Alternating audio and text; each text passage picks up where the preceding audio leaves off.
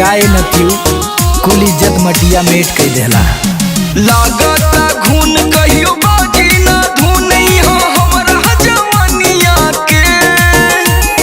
घरे वाला धन छोड़ी भइला सजान तू आशिक नचनिया के। घरे वाला धन छोड़ी भइला सजान तू आशिक नचनिया के।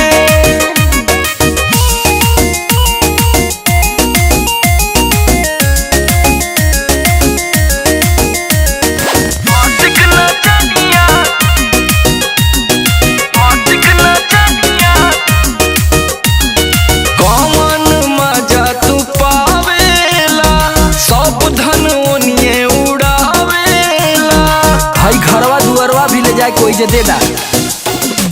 कौन मजा तू पावेला सब धन ओनिए उड़ावेला। हम कुछ तोहरा से मांगी बलमुआ सब बहाना बनावेला। किन किन नया नया साड़ी तू देवेला वही नगिनिया के।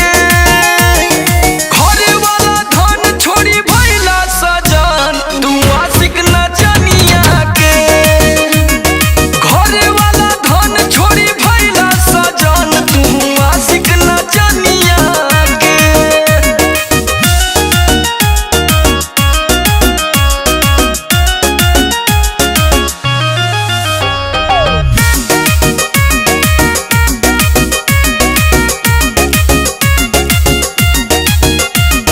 भर रात वही जा बितावेला भोरे के नशा में आवेला।